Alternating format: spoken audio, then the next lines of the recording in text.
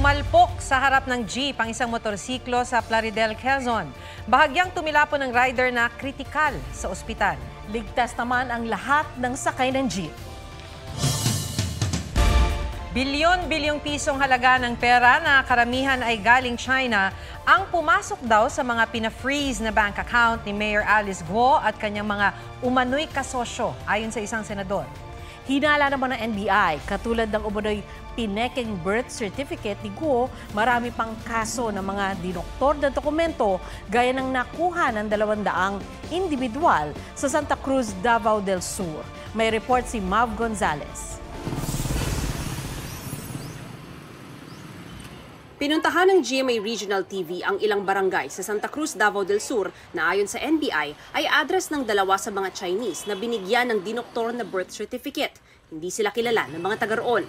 Wala po may nakita nga nagpuyo diri, agi-agi lang na sila. Wala dyan nakakita og mga Chinese national diri. Galing sa kanilang bayan ang mga dinoktor na birth certificate para sa 200 tao mula 2018 hanggang 2019. Sa investigasyon ng NBI Region 11, tunog Filipino ang mga ginamit na pangalan. Karamihan daw sa mga ito ay Chinese nationals at hindi rin sila taga Santa Cruz. Mga may-ari Chinese, mahirap patunton, mostly in Luzon, not here in Davao. Siguradong hindi raw sila taga Davao del Sur. Ayon kay Davao del Sur Special Assistant to the Provincial Governor Mark Cagas, na nooy gobernador nang inisyu ang mga peking birth certificate.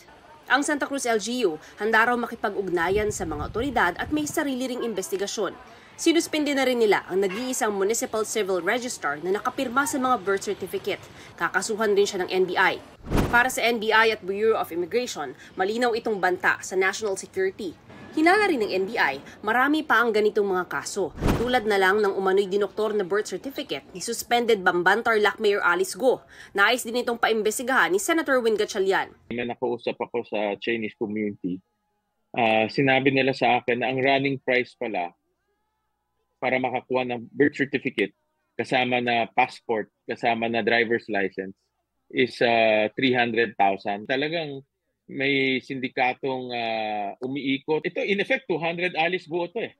Pinuri naman ni Gatchalian ang Anti-Money Laundering Council o AMLAC at Court of Appeals kasunod ng freeze order sa lahat ng assets ni Guo. Pina-freeze din ang assets ng mga kasosyo umano ni Guo na sina Chinese fugitive Wang Ziyang at mga money laundering convict na sina Zhang Rujin at Lin Baoying. Ayon kay Gatchalian, malaking bulto ng perang pumapasok sa mga account ay galing China at ipinapadala sa iba't ibang individual at korporasyon. Pag tinignan mo yung income statement niya, lugi yung kanyang mga corporation. Hindi niya ma-justify kung saan nanggagaling.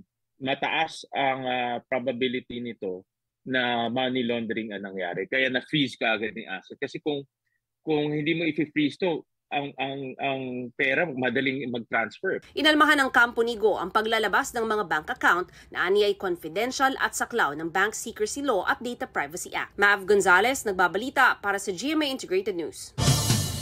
2 patay habang isang sugatan matapos tamaan ng kidlat sa General Trias, Cavite. Naglalakad daw sila pauwi matapos maligo sa ulan kahapon nang tumama ang kidlat. Bumulagta ang 3 na nagtamo ng mga sunog sa katawan. Ayon sa nakaligtas, hindi niya maigalaw ang kanyang katawan habang nangingisay ang isa sa kanyang kasama. Isa ang Cavite sa mga lugar na sakop ng thunderstorm advisory ng Pag-asa kahapon. Naglabas ng La Niña Alert ang Pag-asa. Base sa kanilang monitoring, 70% na posibleng magsimula na ang La Niña sa Agosto, Setyembre at Oktubre at magpapatuloy hanggang unang quarter ng 2025. Ang La Niña ay ang di pangkaraniwang paglamig ng temperatura ng sea surface sa Central and Eastern Equatorial Pacific. Magdudulot ito ng mas maraming bagyo at higit sa karaniwang dami ng ulan. Kaya posibleng magdulot ito ng mga pagbaha at landslide. Hindi lang sumemplang, nagulungan pa ang braso ng isang rider matapos siyang masalpok ng tricycle sa Quezon. Yan at iba pa sa spot report ni John Consulta. Nasalpok ng tricycle ang motorsiklong yan sa Tagkawayan, Quezon. Sumemplang ang babaeng rider at nagulungan pa ng tricycle ang kaliwa niyang braso. Nilapatan siya ng first aid sa dinala sa ospital. Sa Calasiao, Pangasinan, nasalpok ng paparating na motorsiklo ang garong na lumiko sa kabilang lane Ayon sa barangay, hindi nagminor ang driver ng garong. Ligtas ang driver nito. Nagpapagaling sa ospital ang nasugatang rider. Hile-hilera sa burol ang mga kabaong na yan sa Cagayan. Sila ang mga nasawi sa banggaan ng bus at pick-up sa Abulog kahapon. Hawak na ng mga pulis ang CCTV ng aksidente. Makikitang pagkarating sa intersection ng bus, nasalpok nito ang tumawid na pick-up truck. Sa lakas na pagkakabangga, dumiretso ang pick-up sa talibapa. Ayon sa mga pulis, posibleng di na malaya ng driver ng pick-up na nasa intersection na sila. Lumalabas na overloaded rin ang pick-up truck. Desidido raw na magsampa ng kaso ang ilan sa mga naulilang kaanak. Wala pang pahayag ang bus driver na nagpapagaling pa sa ospital. John Consulta, nagbabalita para sa GMA Integrated News.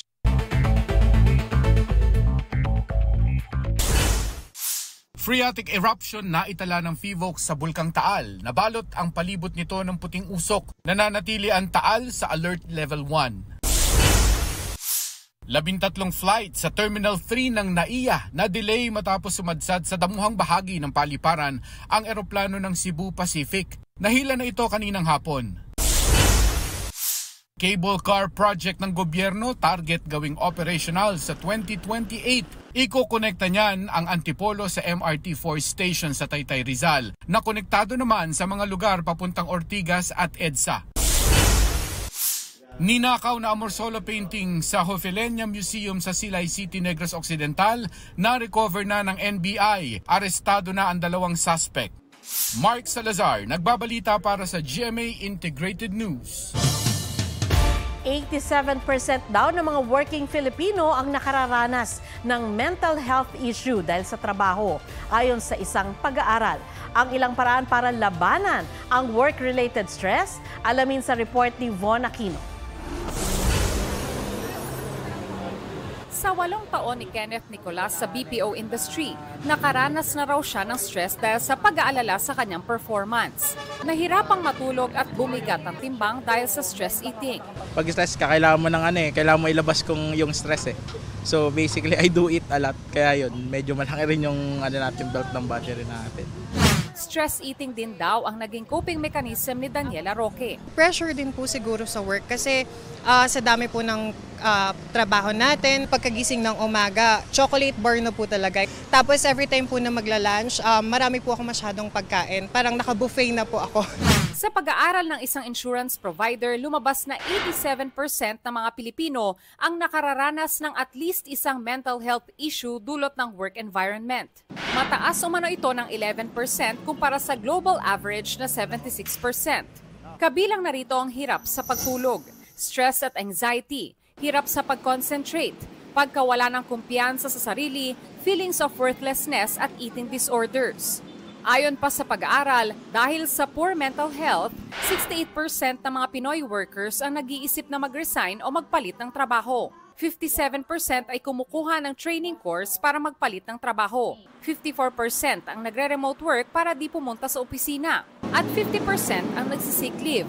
Ayon sa isang psychologist, kapag ang pinagmumula ng stress ay work-related. Hanapan nyo ng paghuhugutan na meaning ang ating trabaho. So either ito ay stepping stone para sa career na gusto natin. Kung itong trabaho ay trabaho dahil gusto mong makakita para sa iyong pamilya, to provide for your family, yun yung meaning ng work. Pagtapos na ang oras ng trabaho, ipahinga ang isip mula sa trabaho. Gamitin ang mga vacation leave para makapag-reflect at mag-relax.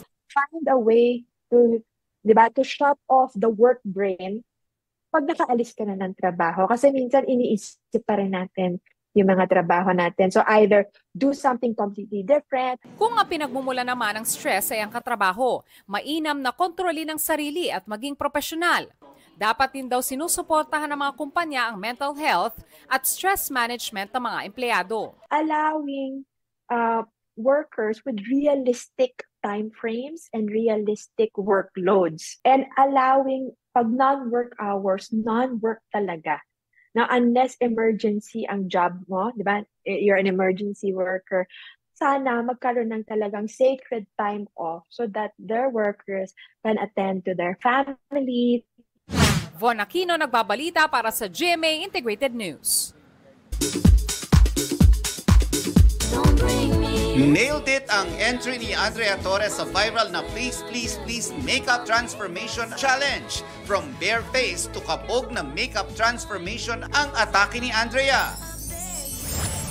Cast at crew ng Pulang Araw nagpasalamat sa good comments ng viewers sa upcoming serye. Hindi niyo po alam kung anong ligaya yung nabigay niyo sa amin. Grabe, sobrang overwhelming. Masaya na maganda yung mga feedback sa lahat ng mga nakanood. BTS member Jungkook mapapanood na sa big screen. Nireveal sa X ng kanilang label ang title ng project na Jungkook I Am Still. Hinala ng fans, isa itong documentary. K-pop girl group na New Jeans, newest honorary tourism ambassadors ng South Korea. Nelson Canlas nagbabalita para sa GMA Integrated News.